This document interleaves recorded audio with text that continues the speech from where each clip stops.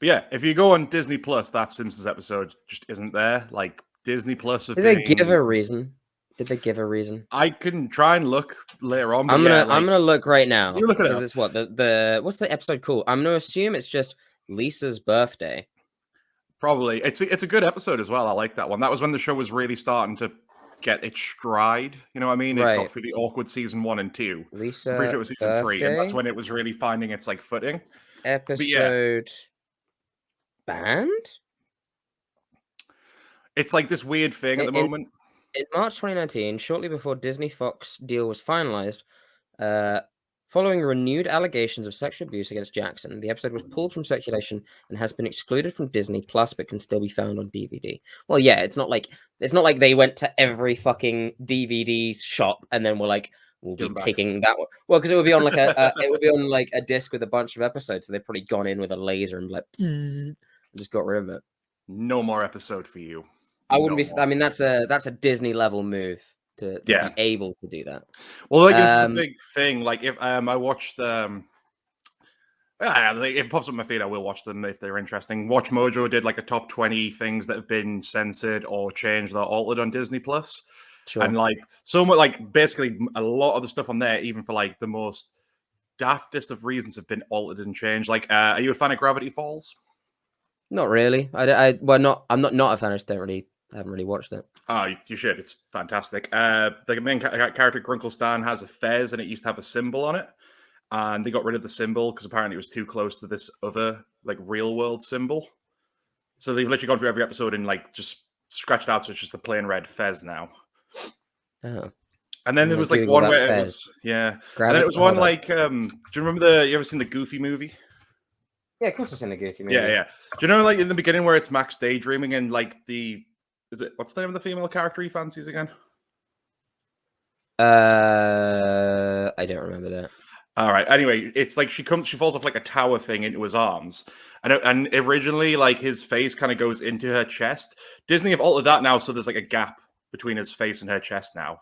It's like barely a second of footage, and they thought they had to like edit that out. Oh, they've changed the fez to be like a fish eating something. Oh no, that's what it was. Now it's just a plain red fez. Oh, so they got. I swear, it looks like they've changed the symbol to a fish eating something. Before that, it was just a crescent, and now it's nothing. No, it's unless they've changed it twice. I'm looking at r/Gravity Falls. There was an issue with a symbol in another country. It's offensive over there, similar to the way Daredevil is okay here in the States, but in some other countries.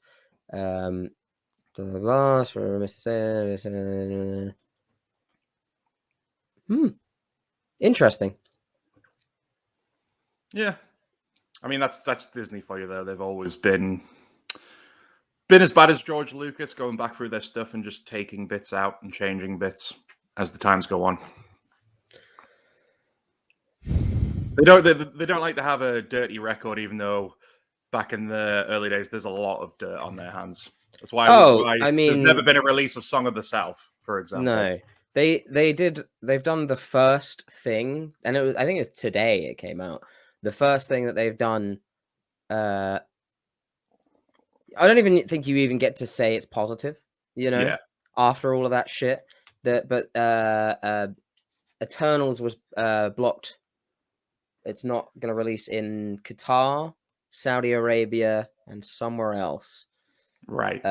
Because they asked to make edits and Disney said no. Now, right. In my, the way that you'd sway that as PR is you'd go, we support our, LGBTQ characters and whatever. I don't know what it really was about. I would assume it's that because apparently it has that kind of representation in the film. Yeah. And those countries, they kind of frown upon that kind of thing. But I'm sure it was, they were like, well, if we make these edits, it's going to cost us money. And if we think about how much we'll actually make box office over there, maybe it's not worth it.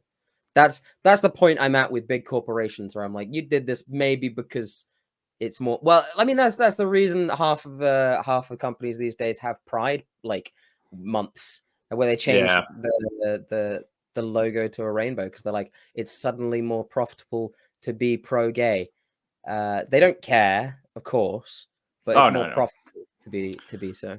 The only one of those I really kind of thought was like a clever play and quite liked is how when that comes around, Skittles gets rid of the rainbow from them. Sure.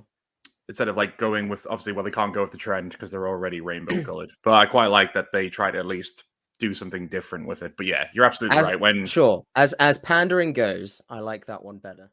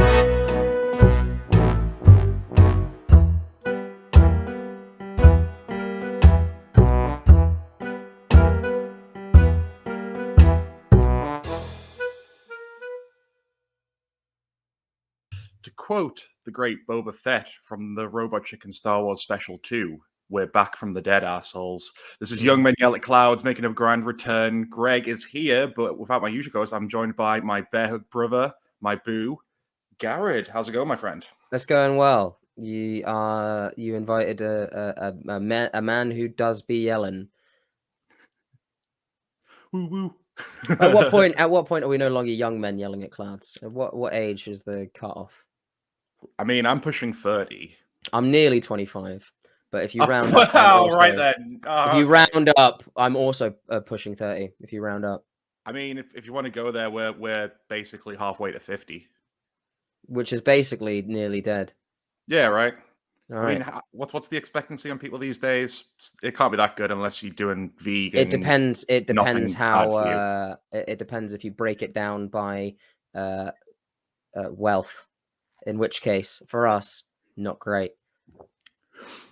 Not great. We don't have the resources the royals have to keep Prince Philip as a shambling corpse for like how long that he was. I'm convinced the last few years of his life he wasn't actually alive. It was just some like clever Disney animatronic. It was like some Mr. House Fallout 76 style type thing. Yeah, it was Weekend at Bernie's. There was just people operating him. I mean, the Queen's just gone under a big old op, right, or something, and she was told to take some rest, and she went into hospital. And then because the propaganda machine has to show that she's well, that there was a big news story about how she just drove around her Land Rover in the garden, estate, her private forest. I was gonna say ground. Like a garden to her is like literally a county, Sure. And she's like what, 95? How old's the Queen? She's in her 90s. How old's the Queen?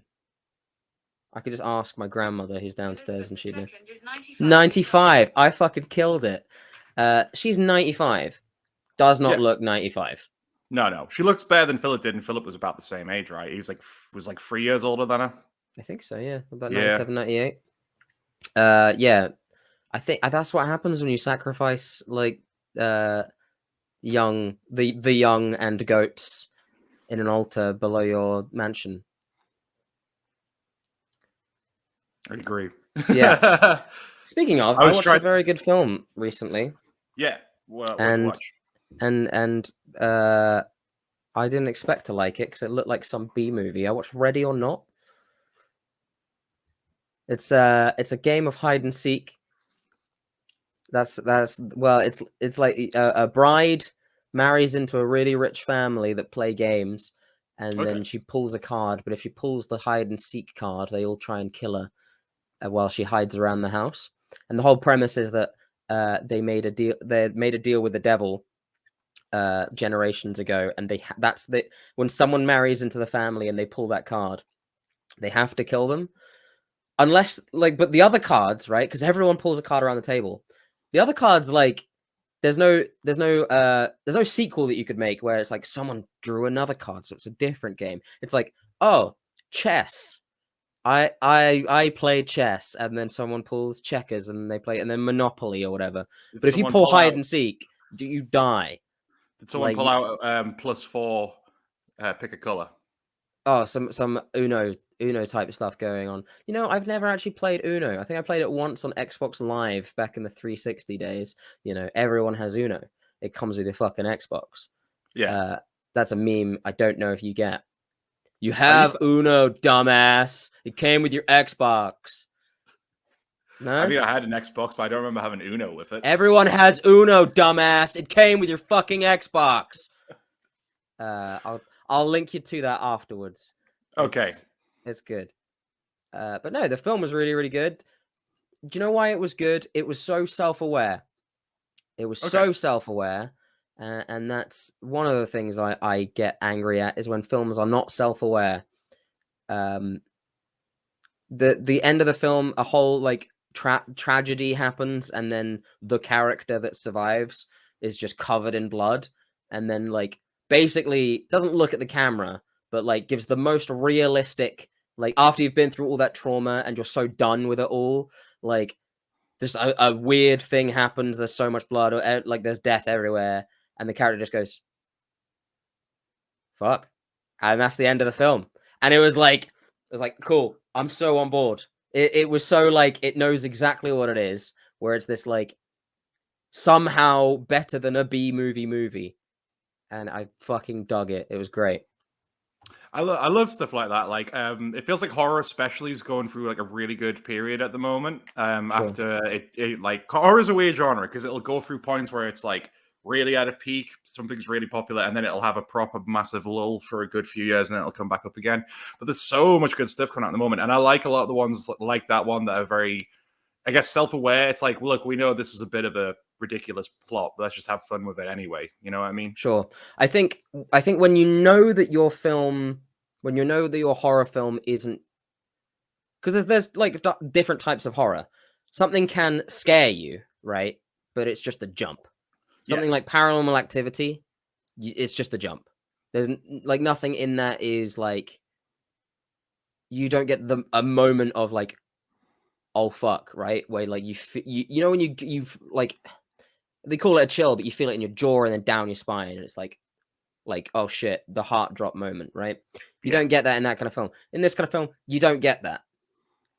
But in a lot of recent films where they've been playing with that actual terror, that actual oh my god, holy fuck, that kind of thing, right?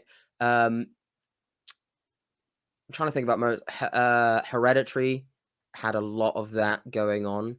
It just felt like it wasn't just a jump scare of a film. It was this like creeping terror as it went. Get Out was pretty self-aware.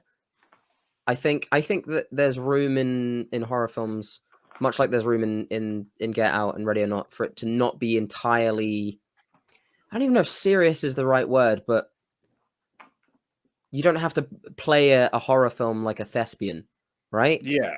If that makes sense. Like they played it just naturalistically, and I guess you had that moment where like, you know, she's trying to find the keys, and then you have seen it, right? Was this Get Out? Yeah. No, it's been on my list for a while. Get Out? I know. All right, well then I won't spoil the film. It's really good though. It's really good. You need to watch that soon. It's been on my list for a while because Jordan Peele. It's Jordan Peele, right? Yeah. Yeah, Jordan Peele's like been killing it. He's very much at home in the horror genre, and I think he's a big reason why it's having such a big surge. I mean, it was that film, I think, was one of like it's one of the very rare few horror films that's actually been nominated for an Oscar in generally any category.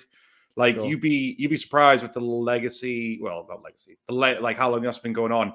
Not many horror films get nominated for shit, but that was one of them. I think it was like best screenplay, which would make sense. Yeah, I think that one of the biggest I don't think a horror is a genre. I don't think horror is a genre. I think horror is a filmic technique, or a group of filmic techniques. I think any good film can have horror elements. I don't think a film should ever class itself as a horror, because then a studio and all this kind of thing. They just play into tropes usually.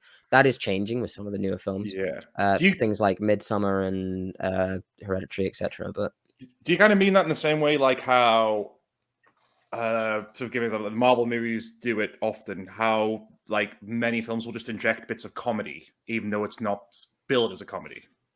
Sure, yeah. I think that those. I don't think a comedy movie, similar to a horror, I don't think a comedy should really be the genre. Yeah. Right.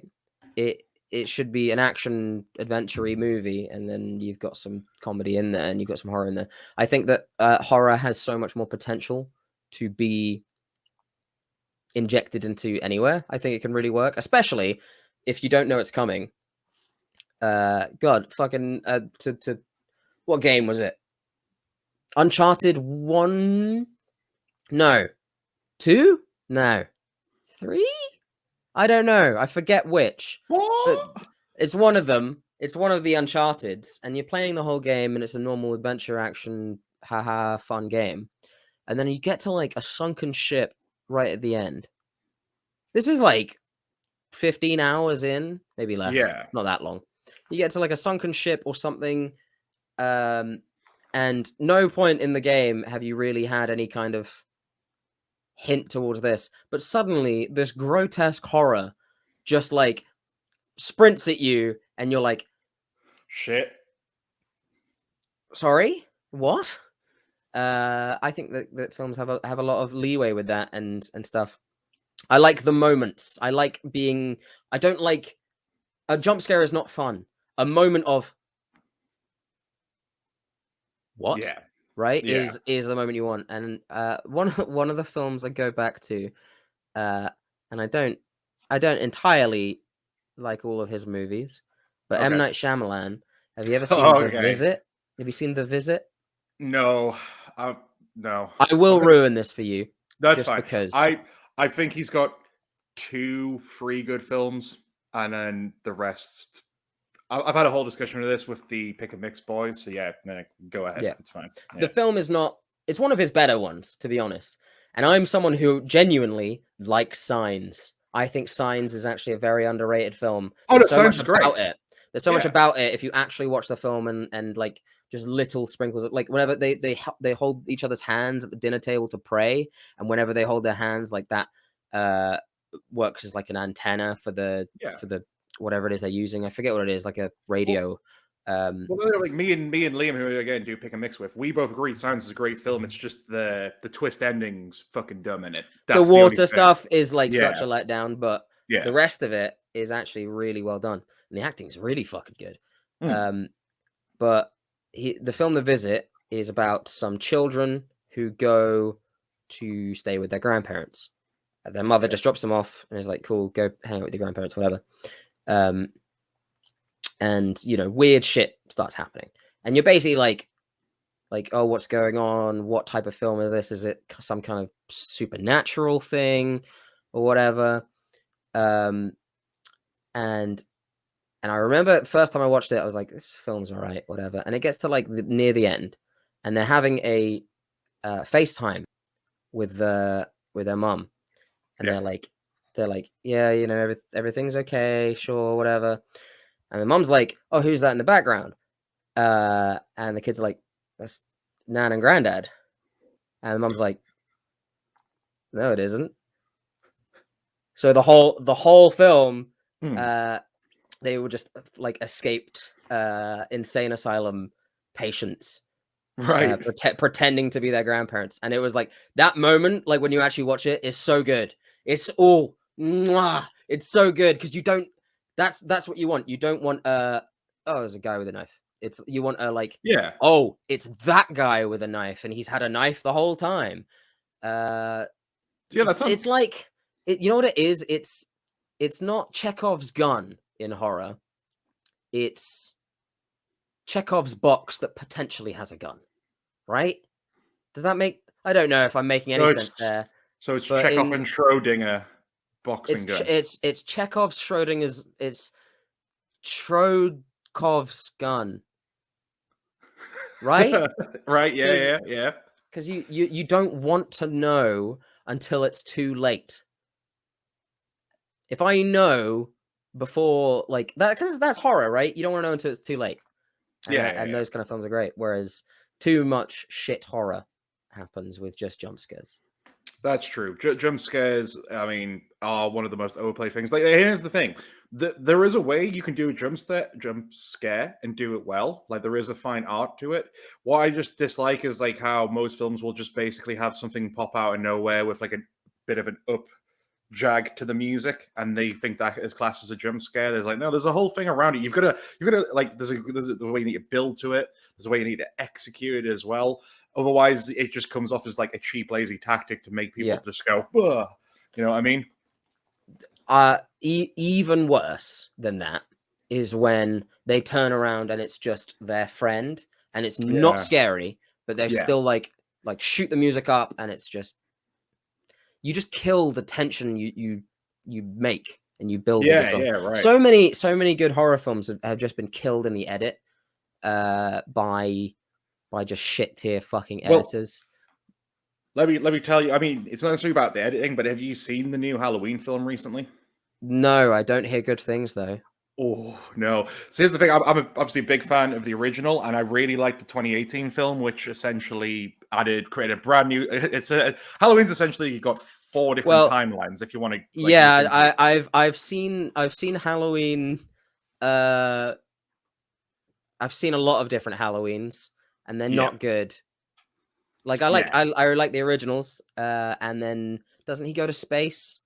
Isn't there no, space? That's Jason. Is that Jason? That's Jason. Jason. All right. Well, I'm getting my movie monsters Jason mixed up. I know I've seen. Oh yeah, I've definitely seen some of the old Halloweens as well. Yeah.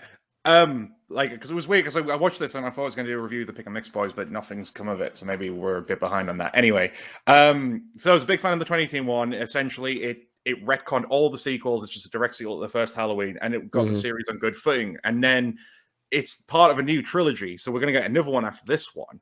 What was it? Halloween Ends, right?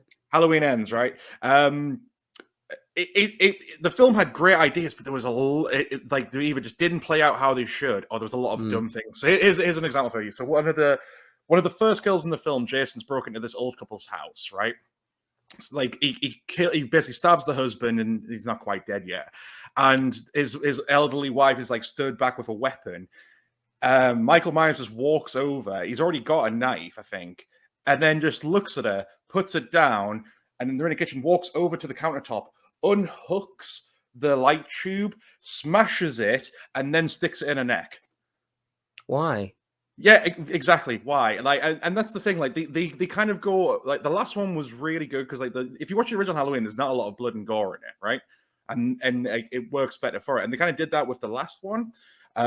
This one, they go way overboard on the gore. So, like, after he stabs the woman in the neck, and this part I could see was being good. She's bleeding out, watching her husband getting messed up by Michael Myers, but then they go overboard with it, so he's like on top of like a kitchen island, and Michael just starts grabbing the knives off the knife wall and just sticking them into him one by one.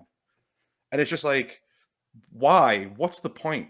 I know Michael's had moments where he wants to be a bit of a sadist, but this feels a bit too overkill for the character.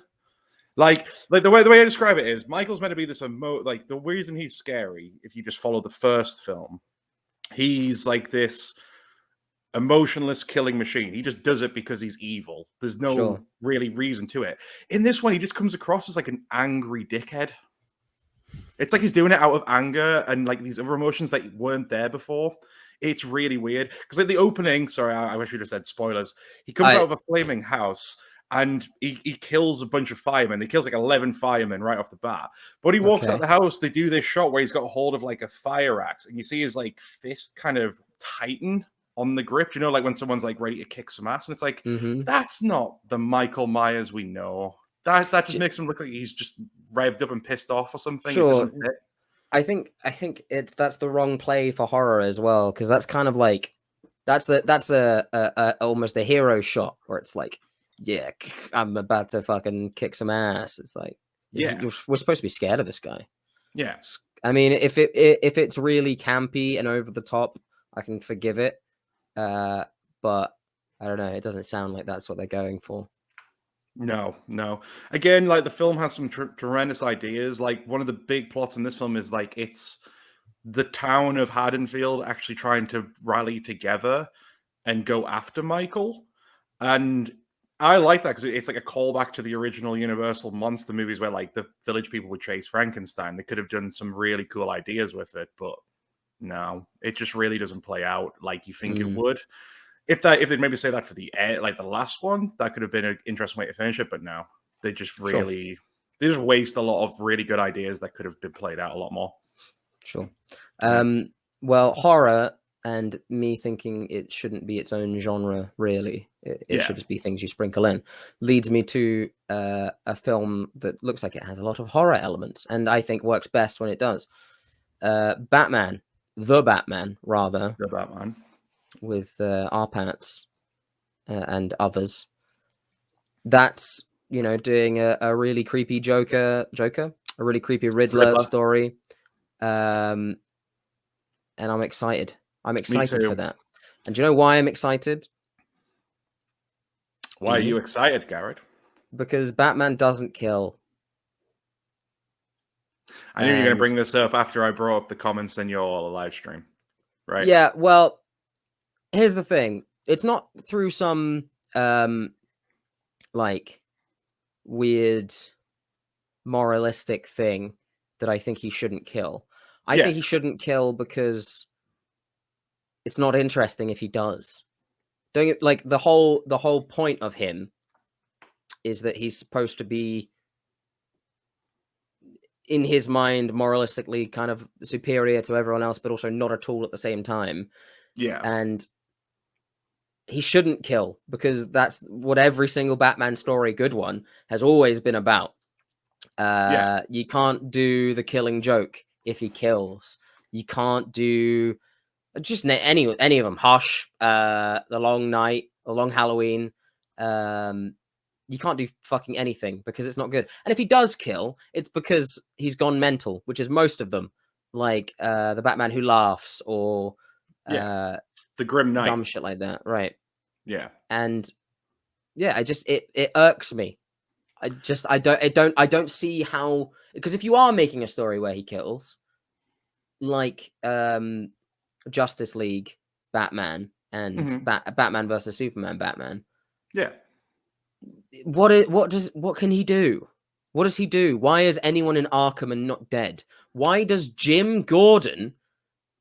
Commissioner Jim Gordon go, yes, Batman, the murderer, I'll be your friend. Let me put this signal that says, hey, someone needs a killing on my fucking roof. And the mayor's fine with it. It's cool. It's totally cool. That's just fucking weird. That's absolutely fucking batshit insane. You know what, though? I'm guessing this is like Ben Affleck Batman you're talking about, right? I like Ben Affleck as Batman, though. I think he looks great. I think he does a good job. I just think if he was given a story where he doesn't kill, that would be great. You know what, though? I honestly didn't mind that part of the character because the way I looked at the character is, and I agree with you for the most part, like if we had a say we had a version of Batman in the comics now and he killed all the time, you're right, it wouldn't be that interesting unless they really found a good way about it. I think with Ben Affleck's one, it's not necessarily a case he's going out there with the intent to kill. The whole point of this is meant to be a grizzled Batman who's already been through a lot of shit, and he's kind of going at the role with reckless abandon in a way. Like obviously one of the big scenes is when he's driving the Batmobile and he very obviously flips a henchman car and it goes into a fireball. So like, well, yeah, you know, the dead. Oh, he just kills many people in the dead. I just don't think it's him necessarily saying, "Oh, I'm going out there and I'm going to just kill all the criminals." I think it's just because he's so grizzled and war torn. He's kind of going at things with a bit more recklessly and a bit more aggressively, which is why it's happening.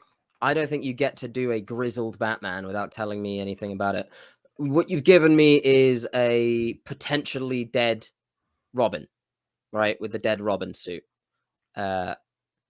Which is like... But that's all you kind of need. That was I don't think it is. I don't think it is because Joker is still alive. Joker is still alive. Why is Joker still alive? Why doesn't he kill him in Suicide Squad? When he's in the car in Suicide Squad, if he's already killed Robin. Why? Why doesn't he kill? Because clearly they're going towards injustice, right? Because they're going for evil Superman, and at the end of the Justice League, the 4-hour one, which I watched. You know what? I liked it. I did. I preferred it to the other one. Yeah, it was fun. But at the end of that, they're clearly going for injustice, where Superman is all evil, and it happened because Lois died, right? Now, who kills Lois? Yeah, Joker. Yeah. All right. Then what happens? He's clear because he's done injustice, but then not done injustice, because in injustice, Superman comes along and then fucking shoves his hand into Joker's heart and kills him. And that's the whole premise as well. Is that the same storyline? Yeah. The storyline is like there's a bomb wired to Joker that will blow up Metropolis. I think it's wired to Lois's heart. Okay. I think. Well, no, because I forget who it's. No, I'm sure it's the Joker's, because he obviously knows if he kills Lois, then his ace is going to be, well, if you kill me, you're going to lose the city as well, right? And then Superman does it, and then he's obviously just... That may be the case. I forget. I think. That's a very Joker thing to do. Yeah, well, the point is, in the yeah. Oh, thank you very much. My brother at the door with some Chinese for me. Ooh. Delivered or homemade? I think it's a mix of the two. Anyway, where they go with it, I'm not sure, because the Joker is there at the end of that sequence, in the dream future sequence, right? With also Deathstroke. Harley's dead, apparently. Boo. And also Flash is there, and then also Amber Heard is there. Yeah. And it just, I just trying to figure out why. Why? I'm trying to figure out why. I'm just trying to figure out why. I mean, yeah, those people dead. I get it. I mean, although that is probably one of the best. This is the scene in the 4-hour one you're talking about, right? Yeah, at the end. Yeah, I mean, it was actually one of the better scenes in it. I thought that Jared Leto performance was like, where was that in Suicide Squad? You know what I mean? But yeah, I can see what you mean. Like, especially if this isn't something you're completely gelling with, that like it wouldn't make sense. I mean, I like the film. I do like the film, and I do like the end scene. Whatever. It again, my whole premise is I don't care for Batman. Like, I'll watch it and I'll enjoy it, but I do not care, and I will not relate to the story if he kills, because it's just not entertaining or interesting to me. I also think that it's a bad portrayal of Batman. In the, I mean, hell, you have that bit with Deadshot where he just like, Deadshot's like, not in front of my kid, and then Batman's like, I don't give a shit, fuck you, and then just does it. That's not very Batman. That has never been Batman.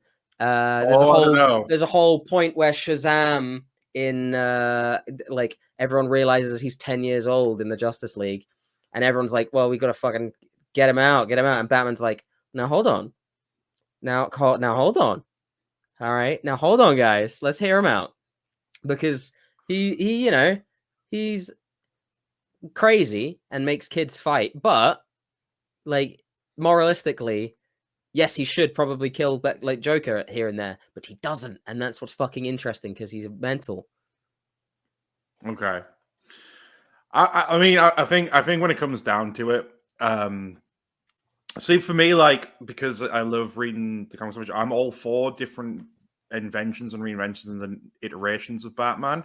I am with you in that, unless it's done in a specific way, I wouldn't want one that's just strictly going out and killing people all the time. But I still kind of stand by. I still find the Ben Affleck one interesting, even though he does blatantly kill people. Sure. Killing. I really like his portrayal. I think he looks great. I think the costume is really good. He's fine. He's a great Bruce Wayne. Absolutely fine. I think that the material is not there. And it was the same case. The allegory I'd make for a Marvel character is Spider-Man. Imagine if Spider-Man killed. Like, can you imagine a Spider-Man that kills? Seriously? Even though I didn't really read the storyline enough, the one where he switches minds with Doc Ock. So Sure. Doc Ock killing then. Superior Spider-Man? Yeah. Yeah. All right. And then what happens in Superior Spider-Man? Doc Ock is like, oh man, I should probably stop killing because I'm Spider-Man. You know what? I'm the good guy now because I'm Spider-Man, and then I'm gonna resurrect Peter Parker. So, you know, it's just not there for me. Imagine the fucking video games.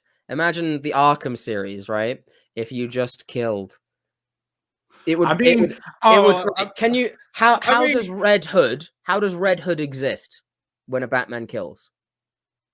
Okay, fair. How does Red Hood, Jason Todd, exist in a world where Batman kills? Because Red Hood would come along with his fucking double pistols, and then Batman would be like, "Hell yeah, brother, let's go. Hell yeah, give me an M16. Let's fucking go." And it's just them holding hands, skipping through the streets, just firing off rounds at people. Right? I mean, but the thing is, right, with Arkham Knight especially, there are points in that game where you blatantly killed a guy. Oh, you kill a lot of people. Well, the thing is, because you shove them in like an electrical box, and it's clear that they ain't getting up from that. And even when I know the whole thing is like the bat cannon shoots civilians with electric blasts, that looks like it would fucking kill someone. Well, it doesn't look like it's fine. It's like rubber bullets, but it's like, nah, they go flying. It's also everything you shoot with the bat tank is like, oh, it's an unmanned drone. Like every single one of them, really? Yeah, all right. Is it though? Okay. Yeah. Fair enough. All right, fine. Yeah, it's just not very interesting. It's why in the original Nolan Batman Begins, I didn't like the ending where it's like, him and Liam Neeson is like, I'm not gonna kill you, but I don't have to save you, and it's like, you just killed him. You just killed him. It's like, oh, you could pull the lever to save him or not. It's like, well then, yeah, you did kill him. Sure, you'd killed him. You'd killed him. Yeah, that's fine. That's fine. But you killed him. I absolutely adore the Dark Knight films, but what I dislike about it is how only in a sense, but only really Begins and Dark Knight Rises are the ones that are really linked. Yeah, I mean, Dark Knight, if anything, is like still the better one. Oh, it's the best one. It's my favorite. It's my all-time favorite film. But it's like, it's like just a really good single run of a comic, like a really good single volume. It's like Batman Hush or something, where it's just like a little story, have a little fun, we kill the Joker. Yeah. I suppose it sets up Two-Face. That's the only thing, is it sets up the whole. Because I mean, I suppose when you look at it, it's like one of those. It's a sequel like Empire Strikes Back. It's meant to be about like the good guys kind of having a bit of fall from grace, but their way around it is they try to cover it up, and then it's exposed in the next one. Sure. Because he doesn't necessarily really win. The Joker still kind of gets what he wants out of it in a sense, and they just have to pretend that he didn't. Yeah. Well, to me, I was very excited and well, I guess I was too young really to really understand this. I'm thinking about it now, but I was interested to see how comics it got, right? Where like, was the plot in the third one gonna be about a Lazarus pit? Are they gonna bring back Liam Neeson from the dead? And it was a little bit too grounded and real, I suppose, for something like that. I think the thing, because when you watch Begins, it does have that Nolan thing of trying to be grounded in reality, but then you can very obviously tell it's got that comic book influence to it. Right. Gotham City is actually like gothic, right? Yeah. And then the next one, it's just New York. Oh, the Dark Knight is basically like a heist thriller movie, but Batman's in it. Like you like, I mean, I love the Dark Knight's one of my films, but you could more or less take out the Batman element, and it would be the same film. You just have a crazy psychopath and a guy trying to stop him. You know what I mean? And then the third one, I guess, goes a little bit back to being a bit more comic booky. I mean, the fact, like, you know, Bane blows up an entire football field in that epic set piece, and the whole thing with the plane. What a beautiful singing voice. I love that voice, even though like Tom Hardy basically then built a career around. You know what? People love it when they can't understand what I'm saying. I'm just going to do that. What's the one in Legend where like I have sex with men? I can't remember what the line is, but it's just like one brother you can understand, and then the other you can't. What's that? It's a shooter, so it's a fucking rolling pin. Oh, well, I came here for a fucking shootout. For a fucking shootout. Western. That was very good. Thank you. Thank you very much. You could tell you earned your degree, my friend. I did, in fact, earn it. Yeah, so I mean, while we're on the topic of film, I was going to say this is like a little end piece, but I think, fuck it, if we're already on the topic of film, let's jump into it now. Have you ever heard of the film Paint Drying? The like 14-hour one that was sent to the registry board just to waste their time. Yes. Yeah, exactly. So this is like a little thing we're going to for the viewers at home. So it was a film that was released in 2016, and it was basically crowdfunded by a director called Charlie Lin. He's sort of an experimental filmmaker, and he does film criticism as well. And yeah, as Garrett pointed out, the whole point of the whole process was it was a protest against the BBFC, which is the British Board of Film Classification. Have I got that right? Mm-hmm. Yeah. So essentially, if you want to release the film in the UK, you send it to them. They have to watch it, and then they'll give it a rating. So in the UK, it's PG, 12, 15, or 18. Or did they still use X? X must still be a thing, right? For like the really extreme stuff. I'm sure that's there. I'm sure it's something you'd only see in. Like you'd have to only get it on like it would be or some shit. Yeah, it would be. Well, I don't even know because like I've never seen one with an X on it, but like that was the big thing with RoboCop back in the day, especially in America. It got like they had to edit it like 10 different times because it kept getting an X rating, and we used. I can only imagine they'd put it on hardcore porn, but yeah. I mean, well, I don't remember the last time I was in a porno shop. Yeah, well, there you go. I mean, well, this is kind of the whole point. I think why he was criticizing it is that I'm a big believer in that. Like, film classification is something that just really shouldn't be a thing because it's entirely subjective. And I think when it comes to films, I grew up watching a lot of stuff I probably, because of the age rating, shouldn't have been watching when I was a young kid. Like, again, I watched RoboCop when I was about 8. Maybe shouldn't have because the opening of that film did traumatized me slightly, but I've gotten over it. So yeah, I think it all comes down to like what you feel comfortable showing your kids. But yeah, I mean, what about you? If you had kids, would you be comfortable watching an older film with them as long as you kind of made them understood the context of it? I think we're in an era where parents don't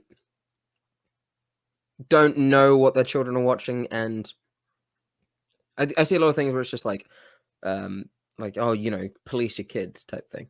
You just can't. You physically cannot do that. There is no way in hell you're stopping a kid at school being like, "Hey, look at this hardcore porn."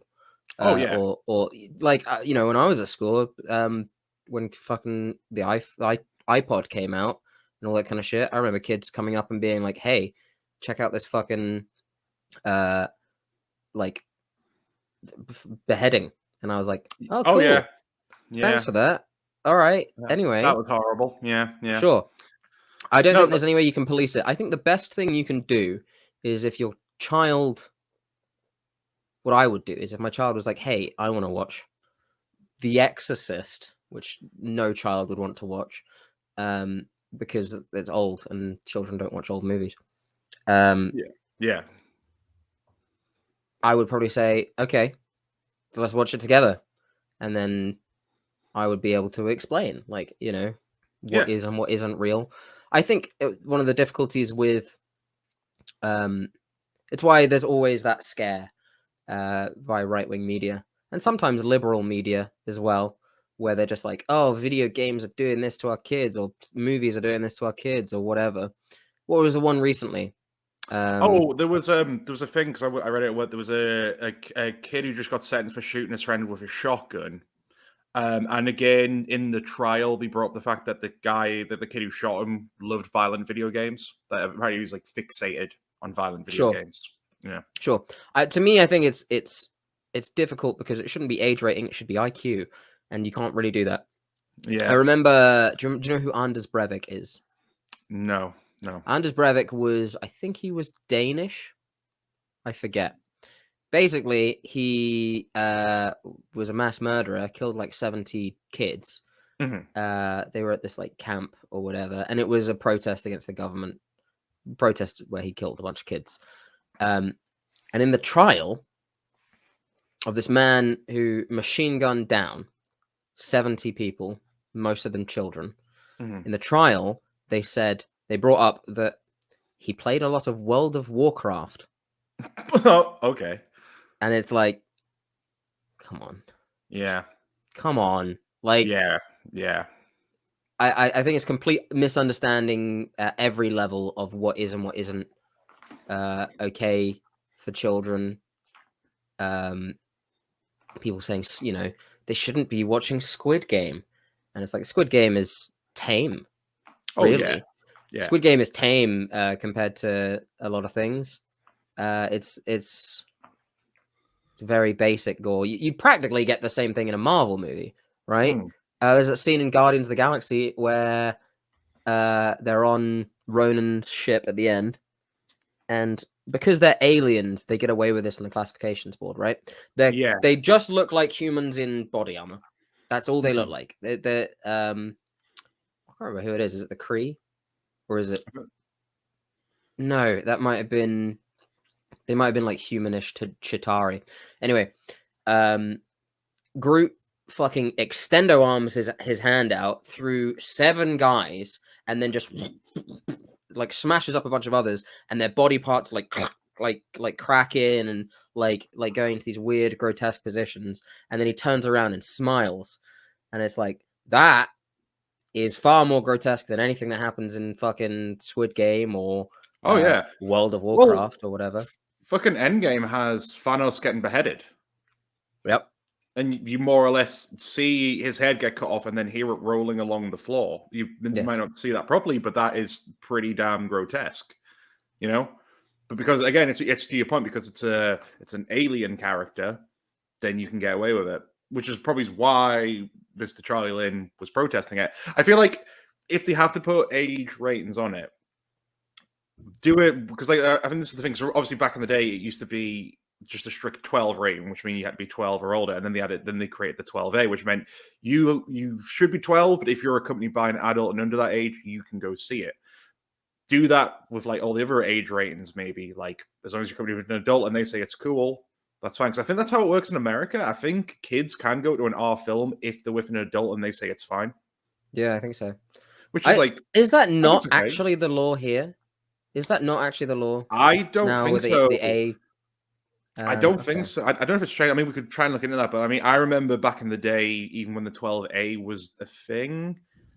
Oh no, maybe it wasn't, because I remember we tried to go see Daredevil, the Ben Affleck one, when I was just a wee kid, and I think that was just before 12A when it was coming in, and I think we got turned away at the cinema and had to go see something else because I wasn't old enough then to see it.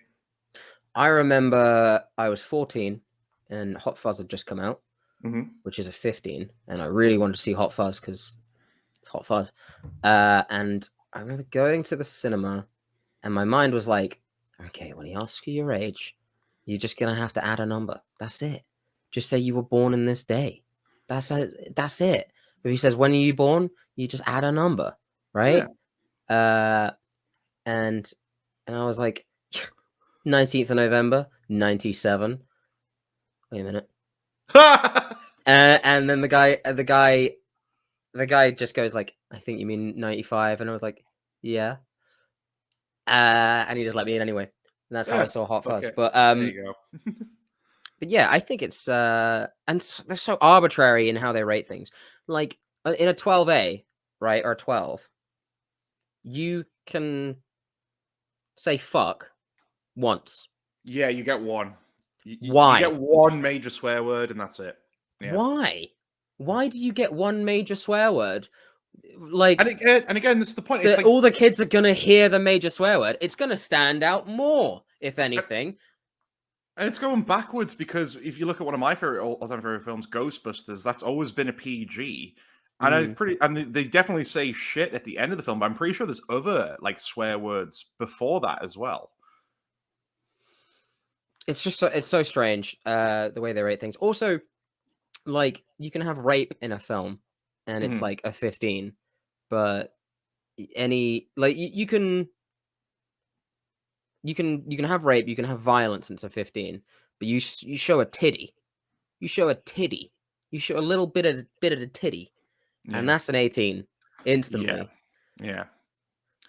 Again, this is like the problem with them. It comes down to like the fact, because I think it's only. I mean, okay, if I explain sort of the whole thing with paint drying as well. So like, not only was it about the censorship, it was about the fact that there was a prohibitive cost to independent filmmakers, because usually it's about £1,000 per film that they require so they can actually review it. So what Lynn did is he essentially crowdfunded this film, and the whole aim was like, the more you crowdfund it, the more I'm going to basically shoot this film. And the whole film is it's a brick wall with white paint drying. That's fucking it. He crowdfunded about nearly 6,000 quid, and then that meant the film was about 10 hours and 7 minutes long. And he actually submitted that to the BBFC for the whole premise of protesting. And the fact was, some bloke or woman or whatever had to sit there for 10 hours and watch the film, and they gave it a U rating. So there you go. But yeah, it's like, to the point, I think a lot of these come down to maybe who actually reviews it. Because again, it's subjective, right? I guess they've got these rules in place, but then I reckon a lot of the times the reason one thing might get an age rating over the other, it could be just down to the person who maybe watched it. That could be a strong possibility. I would like to know what the inner machinations of that process are. Whether it is just, I think like, all right, Dave, you've got Avengers, here you go, and he does the that film and no one else gets it, or if there is a board and it's like each person does it, they rank and rate, and then they get the aggregate score. One person rates it a U, one person rates it an 18, so it's a 12. Yeah. Well, they actually have the process written out and the guidelines on the website if you wanted to go take a look. I remember looking at the old ones back when I was doing media in GCSE. Oh no, sorry, A levels, because that was really fascinating. So like, I remember back in like, this must have been like the 50s or 40s. One of the rules was you couldn't have a couple in bed unless one of them had a foot on the floor. Yeah, that was a rule. But like, again, like, a filmmaker could just shoot a scene and say, "Oh yeah, it's fine that actor had a foot on the floor while we shot it." Well, It was really weird. If you're doing doggy, then one person could just be standing next to the bed and it's fine. Yeah, right. Or I guess it's just 1 foot, they could be standing on one leg. Less leverage, but that's stupid. Yeah. Yeah. I agree. It's difficult because we live in an age where something you can see in a movie is whatever you can see in a movie that has to go through this process is so tame. It's so tame compared to some of the shit that kids are seeing on YouTube. Massively. I mean, you were right at the very start of this that like there is literally nothing you can put in a film that a kid can't find online. And like, a parent can like try and put like blockers on their kid's computer. They'll always find a workaround. Like, even if they're not looking for it, they can just go to a mate's house and their mate will be like, yeah, found a video online of a guy getting his head cut off and want to see it. Yeah, and it's also they're gonna. Yeah. It's also you limit anything from anyone. We have monkey brains.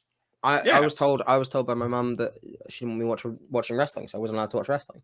So I went straight over to my friend's house the next day. We played wrestling games all day. We watched WrestleMania, had wrestling figures, and then did some backyard wrestling. Exactly. Because I wasn't allowed, and that was cool. Right. Exactly. And if you tell me I'm not allowed to watch, what's the fucking film? Oh god, I can't remember the one that's like the Serbian film. Yeah. If you tell me I'm not allowed to watch it, I'm probably gonna go and watch it. I'm probably just gonna go and have a little gander at a Serbian film. Have you seen it? Because this is what I actually haven't seen. I know about I think it. I know did the plot. actually. Yeah. I think I watched it and I was writing about grotesque films and film studies. As to why my teacher let me do that. Oh no, I did the same as you. Was this at like A level as well? I wrote about it, but I couldn't watch it. There's a whole Wikipedia article with the plot. Just reading the plot, I was like, yeah, you know what? I don't think I need to see this film. I feel like maybe I didn't watch the whole thing because I don't remember it. But do you know what I do remember? I remember thinking I've seen worse things than this. That's I guess that depends. Like, I mean, do you mean in film or just generally because you've seen videos worse than this? Just some kid at school being like, "Hey, watch this ISIS beheading," and I'm like, "Oh no, no, yeah, thanks." I had stuff like that. I mean, for me, it was a friend who found the weirdest porn, like funnel chair, and I won't describe it on this podcast, but To be a lot honest, of people hear this, they'll know what funnel it is. chair is kind of like you kind of should be able to picture what's going on there. Obviously, you got the classic, which is Two Girls, One Cup, and then comedy favorite, Jar Squatter, obviously. Oh yeah. Then I you know got Pain Olympics was a famous one. You know, Pain Olympics. I've heard of Pain Olympics by some sort. Lemon Party. Right? Oh, sure. I mean, all they remind me of is the College Humor song, the one kind of thing you can't find on the internet, and it's like the most catchy, funniest song I've ever heard. It's like a country song about a guy basically describing all the porn he's seen, and the only thing he hasn't seen is like a dick going into another dick. I feel like I've seen that. It's great. It's great. Like I would highly recommend it if you want a really funny song. Oh yes, the music video as well. I've definitely seen that. Yeah. Like it's really funny. And then what will happen is you'll just be randomly doing something one day, and you'll find yourself singing, "It's the last frontier of porn, dick in the dick," and then you'll have to realize, oh, I said that out loud, and there are people around me. I think porn is the extreme where porn addiction leads people to watching fucked up shit because none it doesn't give you the kick that you got at the start, right? It's like Coke, where it's just like not good enough, need to keep going, blah blah blah blah blah. Perhaps that's the same with hardcore movies and stuff, where it's just like, well, Serbian film didn't really do it for me. Might as well go out and make my own Serbian film. So I can understand where the pea-brain Rupert Murdoch shills will say, "Oh, GTA is fucking up our kids," when really, it was them all along. It was the Fox Newses all along. Yeah, I mean, how can you say a video game's going to fuck kids up when all they have to do is turn on the news and they'll see way more horrific shit? The world alone is scary enough. Why not give them something that escapes the real world and escape it well? We will see man-made horrors beyond our comprehension. 10 years, not even. We will see so many man-made horrors beyond our comprehension, and they'll all be dead. And they did it, which is awesome. There's another thing that irks me. Back onto news and things like that. BBC News is often on while I'm downstairs, and it's got bad. It's currently run by a Tory donor, and it's not great right now. You had them the other day run a bullshit story where supposedly they polled 80 women, and then half of them said that they felt threatened by trans women or had been pressured into sex by trans women. And one of the people that they had talk about it was someone who outwardly calls for them all to die. Calls for the death of trans women, and it doesn't matter because the BBC do not give a shit. No, but that's not even like my main thing, right? With this, one thing that they always do, and it's been on daily, especially around now because it's COP26, right? COP26 being the climate conference in Scotland. Yes. Now, COP26, it's the 26th one, where the world leaders who lead the world meet to say, we should do this. We could do this instead of doing it. And then I was watching yesterday at dinner, and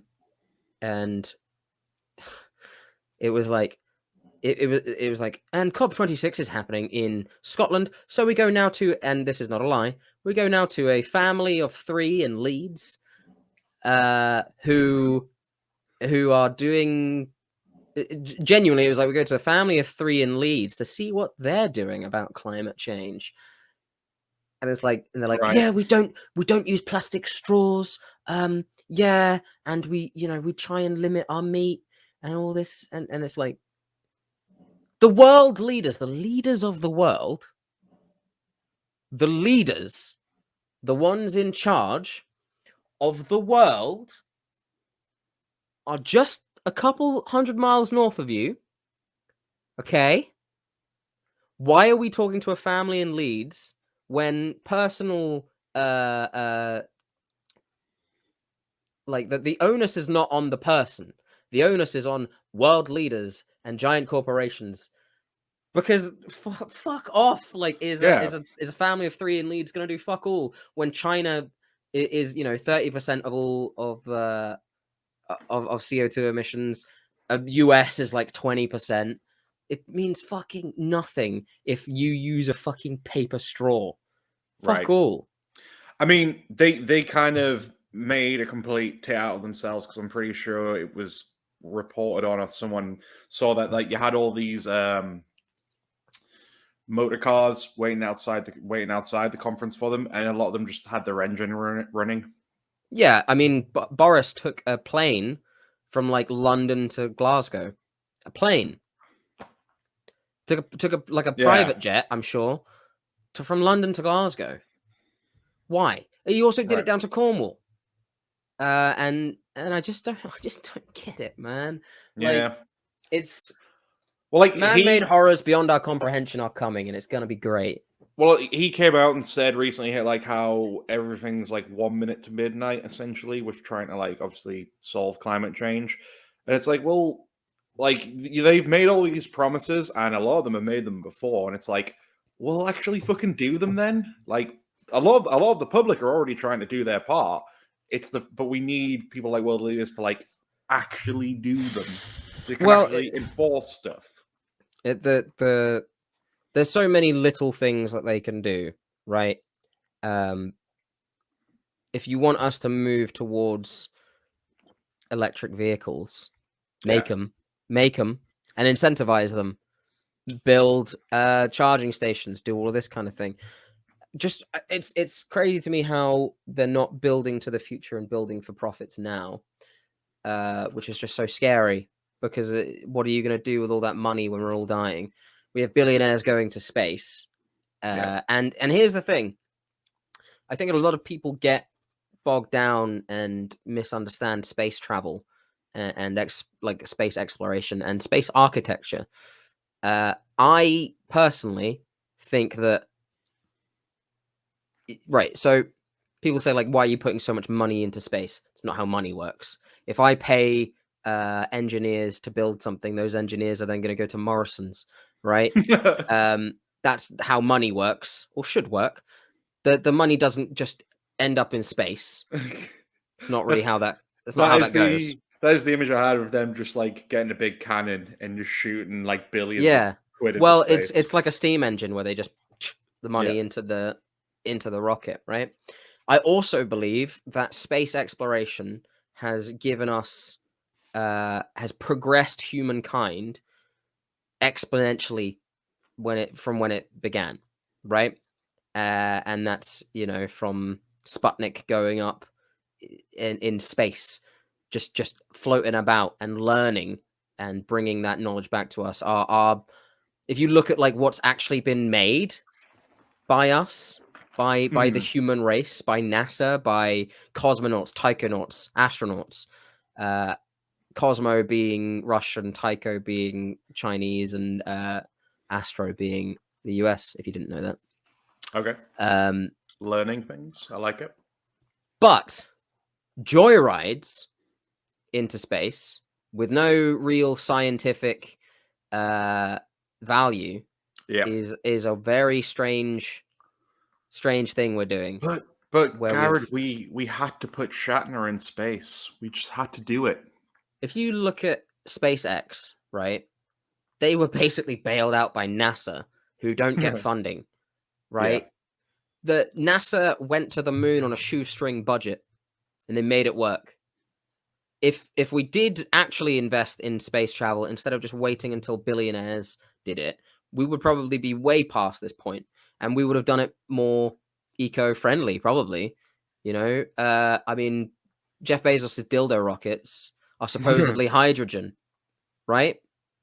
Still, there's a lot of carbon used, but there's some progress there. It's just the fucking joyrides and everything. It's crazy. There's a really good film that got bad ratings. Not bad. It's like kind of mid. There's a film called Ad Astra with Brad Pitt. Okay. This was around the time where I was seeing every movie with my Cineworld Unlimited card. Ad Astra is very basic, very good sci-fi because there's not much fi. It's mainly sci, where one of the things they have at the start is a space elevator. And a space elevator is kind of theoretical, but like we could make a space elevator. A space elevator is just an elevator to space. Big old tube that just sticks up from the ground, right? And what that could do is you wouldn't need as much power, as much energy and fuel to launch a satellite or something like that. Launching something from orbit, already in orbit, just doesn't take any energy. So you could get things up there, shoot them off, right? Or you could, just basically, cool, we've got a satellite ready, and we just, there it goes, just push it away. All good. And it's got other shit like that, where it's just very basic sci-fi. And then I remember he lands on the moon, and he goes to the moon settlement, and it's just like a Subway and a McDonald's and everything. And I was like, yeah, that's too real, because that's exactly what it's going to be. Oh yeah. When we decide to terraform Mars. I was going to say, if we get to Mars, at first, obviously, it'll be people setting it up, getting it ready, doing the terraforming. But we'll eventually fuck it up somehow. There'll be a Starbucks everywhere. The McDonald's will be there because they're the billion-dollar companies that can be like, well, we want to have these places on Mars. But we're allowing capital to be the owner of it all, right? Yeah. That we're allowing billionaires to go up. And by allowing, I do mean allowing. We give them tax breaks. We let them abuse staff. We let them move their companies to places where, So maybe this is what those trips are all about. It's not about, oh, look, I'm a billionaire going into space with my buddies. It's them already like doing a bit of real estate. You know what I mean? They're trying to like get up there and be like, I want that spot on the moon. That's where I'm going to put my first Amazon factory. As much of a bit as that sounds, kind of, yeah.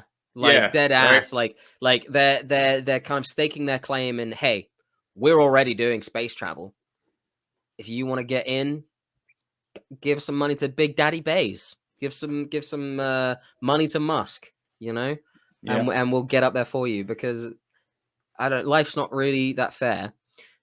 And we'll go and put 2 nukes on Mars, and then try and fast track the terraforming, which will still take a long time. Oh yeah. But yeah, that's what it is. Just 2 thermonuclear warheads on the North and South Pole. Just shoot out material into the atmosphere, and let's speed that bad boy up. We will one day have a McDonald's on the moon. Yes. It's probably gonna be in our lifetime. Yeah, I can see it. I can totally see it. Do you think because McDonald's, it would have to obviously come from Earth, unless we get a meat processing factory up there. Moon cows. Yes, moon cows. Do we think that McDonald's Moondonald's, do we think the Moondonald's will taste the same as Earth Donald's? No. Well, it's going to depend, because if you're getting people up there, it's going to depend how people are going to be on the moon and how they're going to eat food, eat a McDonald's. But I mean, I'm pretty sure it's a thing. It's like when you go in an airplane and the food tastes different. There is a scientific reason behind that, because of the altitude. I think yeah, the pressure's different and the gravity is slightly different. I think it'd be very interesting to eat a low G hamburger on the moon, and also if it was one of those situations where maybe it wasn't terraform the moon, they just put a dome over it, but then the gravity was still like obviously somewhat zero G. I would just love to see that person who's just got the tray of food but trips, and then everything slowly just comes off the tray. The drink goes upside down, the lid comes up, and it's slowly spilling out. And he's just like, no, just trying to get it back in. Just a very a kid's there on his birthday party, and it just like lands on them all. Mm-hmm. Yeah, you know, McDonald's used to do birthday cake. Yeah, well, wait, was that in the UK one as well? I know you could have. I think it was in the US. I think it was in the US. I don't think they had birthday cake in the UK. The but US. In the US, they in some of them they still have those cakes, but they just use them for staff. Right. Well, no, the US is a weird beast because they have certain McDonald's. I guess maybe it's down to how the franchising works and like how people have like took out the franchise. But they're like certain McDonald's you can get stuff that just hasn't been on a McDonald's menu in like forever. Like there's one me and my parents would go to when we went to Florida. It's like a big one where it's got like a kids play area, arcade games. It's huge. They still do the McDonald's pizza, which was a failed experiment by them. Well, my mum really liked it. I can't remember ever trying it, but yeah, they're one of the very few locations that still do a McPizza. You know, it's because it's franchise. All McDonald's are franchises, right? They don't technically have to. Not all of them have to follow the exact McDonald's menu and everything. No. I think depending on the contract that you sign as a franchisee, you can change it. However, companies like that, McDonald's, where they have that name brand thing, you just stick to it. The same thing happened with Five Guys. Yes, actually, they're franchisees now. Start with just one location, with the Five Guys being his sons, and then they expanded out. Like Five Guys, it's a weird one because like I watched the video on this. There's a YouTube channel called Company Man, I think, and he does like a series of videos where it's like why so and so company is successful. And he did a Five Guys one recently. Yeah, their thing was they started off as just this guy and his 5 sons opening one burger joint. Then they opened. They had about 8 within the same kind of area of one another, and that's the way it was for ages until they started getting press, and they slowly up more stores in the US. And then it's only been in like the last 5-7 years they've gone massive. Like I remember when I first came to London, because I would have obviously I think I would have got there before you in 2014. Sure. They had one Five Guys that had just opened, and then by the time I left, they had about 5 different locations, and even at that point, there's at least 2 up here in the northeast of England now where I live that I can name, and there's probably more than that. Like they have gone really big with their expansion. Yeah, I mean, globalism has quite a lot of drawbacks, but I mean, perks are we get a Five Guys, which is great. Yeah. A big old bag of fries. It's mad that we're gonna have to change the word globalization and globalism to be including Mars and the moon. That's all the moon's gonna be, right? The moon will just be, because it's so small, it'll become like the biggest shopping mall orbiting Earth. Well, you really have to think about it, right? Where it's like, if right now your only ticket to space is being rich and famous and going on the blue whatever, because there's no work in space, right? There's no jobs in space. No. So yeah, what you do is you just turn the moon into a mall, and then workers who want to actually probably go there, because then you can hire people from across the globe, have accommodation for them on there, and then the whole trade is people just take a rocket to the moon, do some shopping, get a Big Mac moon burger. All right, well, all right, cool. I start working at McDonald's. Get some moon boots. I get working at McDonald's on the moon for minimum wage, obviously. But you know, I'm like, well, I guess it's the moon. I could be the first McDonald's worker on the moon that cleans up sick on the moon, right? Yeah, they'll build a statue in your honor. 3 days in, after all the rich people at Mackey's on the moon are buying shit, I would quit. Yeah. All right, boss. I quit. And I look up through the dome. And I look at Earth. And then David Bowie's Starman, Man waiting in the sky. Yeah. How do I get back, boss? And he's like, next shuttle's in 6 months. Okay, I put my apron back on, and I'm trapped there like a slave. No. You become the first homeless man on the moon. Hell yeah! You just eat out the dumpsters. Homeless. Yeah, you just eat out the dumpsters wherever they may be in the McDonald's. You can live in them. Just get some cardboard boxes, sort yourself out with a nice little digs. You know. Mm. It just truly scares me. Not the moon, but what we're going to turn the moon and space and Earth into, where every single good sci-fi that has a dystopia is just a hyper-realized version of what we have now, right? Yeah. One of the main driving things in almost all of sci-fi and almost all just basic fiction, like Breaking Bad, is like someone doesn't have healthcare. And shit like that. And I'm just thinking, like, we're gonna get to the moon. We're gonna be on the moon. We will have colonized the fucking moon and Mars. And people still won't have healthcare. People still won't have healthcare, and we have a McDonald's on the moon. Okay, well, hang on. Here's the question. How, if we colonize one of these planets, who owns it?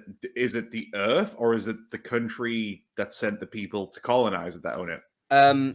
So if NASA got to the moon, well, they technically did get the moon first, but if, say, we're going to be the first ones to go back up there and colonize it, does that mean NASA is claiming it on behalf of America? There is technically a flag for the world that is supposed to be used for space exploration and whatnot, because you can't own the moon. I can't remember what treaty it is, but it's like a space accord where you don't own space. You don't own the moon. You don't own Mars. However, that won't mean shit. It won't mean fucking anything. It will mean nothing. And I do think that one of the biggest problems, one of the biggest letdowns with Cyberpunk is that its commentary is great, you know, where there is no borders and flags. It's just companies owning things. Like, they talk about, like, the corporate wars. Yes. And there will be those. Like, the biggest militias in the world are PMCs. They're private military. Yeah. And that's, you know, it's people with money control that. And the army, the US Army and Russia and everywhere else uses PMCs, and that's like their troops. They pay private militias for this, and it's going to be the same in space. And it's just so crazy how, like, how many books, movies, TV, games, people yelling on the street at, like, this is where it's going. Let's stop doing this. Let's not do that. And we're still doing it. Still doing it. Yeah, I think you're right. I think if we get, like, the corporation wars will be a thing, and the moon will become a giant shopping mall, is the conclusion to that.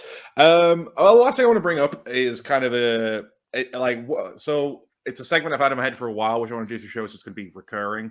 And I'm going to call it Lad Bible bashing. So Gary, what's your take on the old Lad Bible?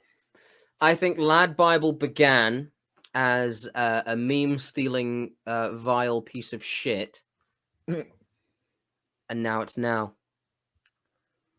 Yeah, Okay, that's fair. I mean, you know what? Like, there was a point I used to not mind Lad Bible that much because there were weird things. Obviously, it started off, like I say, it was was it basically just a Facebook page? Is that where life started out for them?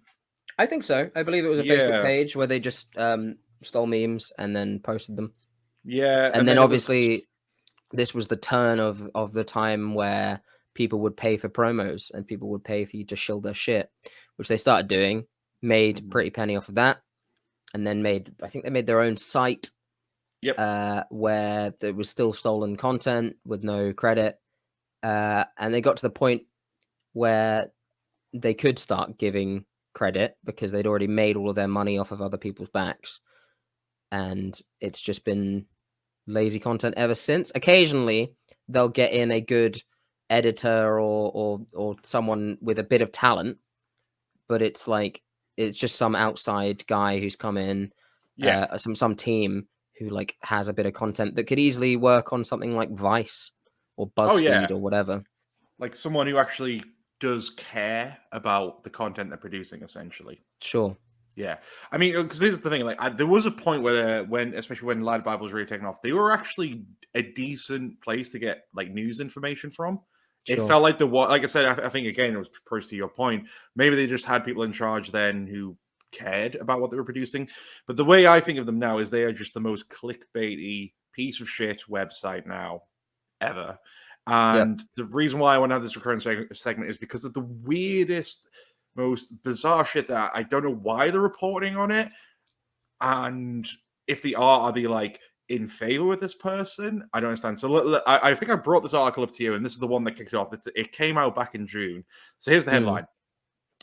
Dad issues warning after having heart attack from downing 12 cans of energy drink a day. Yeah, I'll just let that sink in for a moment. He issues the warning, does he? He issues the warning. I mean, you could skip that middleman and read the can. Yeah, exactly. So I'll go into a bit. So a man has warned people about the dangers of energy drinks after he suffered a heart attack from knocking back up to 12 cans a day for a year. So hang on, let me get the math up on that. Let me get the math. So if he actually drank 12 cans a day for the full 365? Yeah. Yeah. That's 4,380 energy drinks he's potentially consumed in that 1 year. That's $4,000 as well. Yeah, right. If you're going off just like a pound a can, give or take. Dad, Lee Kamen, 55, had a cardiac arrest after working his way through a dozen energy drinks every single day. Lee from Hull now reckons the drinks ought to be banned and is urging shopkeepers not to sell them to under 16s. Well, for one thing, they are already technically banned to under 16-year-olds. Like if you go to Tesco and you try to scan one through the till, you have to get ID checked. So you do. They're already banned. I mean, so that's kind of redundant at this point. Although many supermarkets don't sell any drinks to children, it's not against the law for under 16s to buy them. Okay, that's okay. So that's like that weird thing where it's like you have to be 18 to buy a cigarette, but you can be 16 to smoke them. Sure. It doesn't make sense. No. When I was younger, I would probably have about 4 a day. Oh yeah. Okay, so here's the thing. When I was a kid, I would have one before bed. Yeah. And you know what? I felt like shit. So here's the thing. When you're a teenager, you're bulletproof, right? You can drink like me. Like I was still skinny as fuck. And I was still fine, but it's because you have the metabolism, and plus, like it's one of those things now where if I try and stay up for you just did a live stream for 35 hours. Like I'm still recovering, and it was it's Thursday now, and it was last Saturday. Yeah, right. Like I struggle even getting close to a 24-hour mark now. Whereas when I was a teenager, I could stay up and not feel it. But me and my friend would have a sleepover, and we'd go to Lidl and buy I think there used to be like nearly 20p cans of energy drink. Super cheap and gnarly shit, but we would just drink them and play video games all night. But like when you hit a certain point, I'll admit, like more or less now, a morning routine of mine, depending on the shift pattern I'm doing, is I will get to work and I will usually buy at least one energy drink, and that's kind of probably bad enough given I'm 28. So, but I know the risk because like if I even have like not even that much caffeine now, like even just drinking coffee, if I have like far too much of it, I can feel my heart like it's gonna go. You know what I mean? And this guy is, how old was he again? 55. For me, come on, dude. Yeah, I mean, at 55, I don't know. He just tried to make a story out of it, and probably got some kind of kickback, or just likes the bit of fame he got from it. What a fucking lad Bible article. Yeah, it's fucking stupid. Like, the thing is, with me, I don't think they've ever worked for me. I don't think I've ever been kept up by an energy drink. I just don't think that's how I work. But I still drank them because of an addiction to them. That's why I did, 100%. I think it depends on the one you're drinking, but then also it does work. It's just like it might not. I think what it is people think like I'm gonna drink this and I'm gonna. It's like say if you're watching like a cartoon or a kids program and someone drank an energy drink, they'd have wide eyes and like be moving super fast. It's like on Futurama where Fry drinks 100 cups of coffee. I think for me, because I drank so much, and for this guy, obviously, for me because I drank so much. The tolerance of it. Were you drinking? I drank a full sugar monster every day. Okay, I would drink 4 every day. So what happened there is you sugar crashed. That's why. Exactly. You sugar crashed. Well, this guy must be. What's he drinking? Okay, right. So even like the 0 sugar, you're still crashing on like the fake sugars, right? No, well, so here's the thing. Like, I learned this. So if you do want to get an energy drink, if you feel like you need that kick, like essentially, energy drink should be a last resort if you're using it to stay awake. Because I remember once for reasons that were ridiculous, I ended up staying up and couldn't go to sleep before I had to do a full shift at when I worked in retail. I had to be there at like early in the morning until closing. I was so tired. I actually remember speaking to a manager before the shop opened, and when I tried to ask where she was, they told me she wasn't in that day. I was at that stage, and I basically looked up ways to keep awake because I knew I was going to struggle. They say don't only drink an energy drink as a very last resort because, again, as to our point, and if you do, don't ever get the sugar ones. Get the ones without sugar because you're more likely to have a sugar crash before the caffeine actually does anything. Sure. Yeah, that makes sense. Yeah. So this guy is on 12 a day. He was drinking Red Bull and Monster. Essentially, because he works for a pub, he would go to Macro, obviously the big bulk superstore, and he was buying like 24 cases of like the 24 case of cans and would just fly through them. Well, at least he's saving some money, so it's probably more like 3 and a bit grand, 3.5 or something. That's just a stupid fucking not a story. That is, we need to get some clicks. We need people to have this conversation about how much of a moron he is to click on it.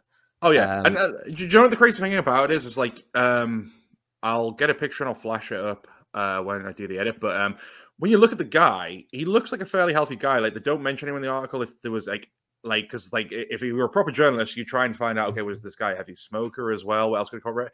He looks like a healthy 55-year-old. So maybe it was strictly just drinking 12 energy drinks a day that did cause the heart attack. But again, dude, it says so on the can. Like I'm pretty sure even the can it says you shouldn't drink more than one of these a day, right? Like that's like their strict warning. Like it says that if you've got any like anything wrong with your heart, don't drink it. Never mix it with alcohol either. And yet that's a staple in every bar. Why shouldn't you mix it with alcohol? This is news to me. Because alcohol. Does alcohol thin your blood? Is that a thing? Am I going crazy? Yes, it does. That's why you shouldn't get drink and then get a tattoo, right? Because it will piss blood. Well, you're thinning your blood and then speeding it up and something like that. You just shouldn't ever do it. It's on the bloody cans, and then it's also a Jaeger bomb is standard in every pub. Yeah, yeah, absolutely. Yeah, again, like, and I'll be bringing up many more of these articles, but yeah, this is just the kind of shit Lad Bible reports on. But the thing is with these articles, you can never tell. It's like, are they agreeing with the man, or are they just literally given a platform for this idiot to be like, to voice this like opinion and campaign? But it's like, realistically, anyone can read this and go, yeah, you know what, this was your fault, dude. Like, you can't blame energy drinks on this. You know what I mean? I think they probably don't really have that much of an active thought on it. I think it's very passive, where it is purely people will click on this shit. I don't give a shit what they think. And I think that's probably the way it's intended to be read and written, where it's just click on dumb man. Click on dumb man because either you're dumb and agree with him, or because he's dumb and you're smarter than he is. Yeah, totally agree, dude. Well, I think that will wrap things up there. So I hope everyone's enjoyed Young Men Yell at Clouds returning. I'm going to try and get more of these out and do in this format, get a revolving door of guests on. Obviously, definitely have Garage come back at some point. As you're a guest on this one, mate, plug your shit. Where can people find you? What are you up to? That kind of stuff. Well, you can find me where they find you, at the Bear Hug Club Pod on Instagram and Twitter. Yeah, go on. At the Bear Hug Club Podcast, Facebook and YouTube, Bear Hug Club Pod, Instagram, Bear Hug Club, Twitter. I mean, if you find us there, it also goes to my Twitch as well. So, actually, are you free late tomorrow? Like 10 p.m. No. Well, I might be doing a Jackbox stream because I've been invited to. I think pretty much any affiliate is, but all followers now I can give 5 emotes. So instead, even though it took me like a year to get enough subs to get 2 emotes, right? They've suddenly gone, fuck it, everyone can get 5 free emotes. Sweet. All right, fair enough. So I'm gonna do a drawing stream, and get some emote ideas, and then draw those out. Much like my little frog, my little frog. It's shiny. I can't get the light on it properly, but it's shiny. It's shiny. There you go, shine. But yeah, thanks for having me on. I like yelling at clouds. I like complaining about capitalism. I do it a lot. And if you want to find things about this show, we also do have our own Facebook, Twitter, and Instagram, which is just Young Men Yell at Clouds. All one word for Instagram, separated for the other ones. And for both shows, you can find us over at the website, bearhugpod.wixsite.com/bearhugclouds. If with the show coming back, I want fan questions sent in again. So for future episodes, just hit us up in the comments. There's a section on the website where you can leave them as well. But yeah, cheers, Garrett. Thanks for having you, boo, and love you lots. Bye, everyone. Mwah. Mwah. Mwah. Mwah. Mwah. Goodbye.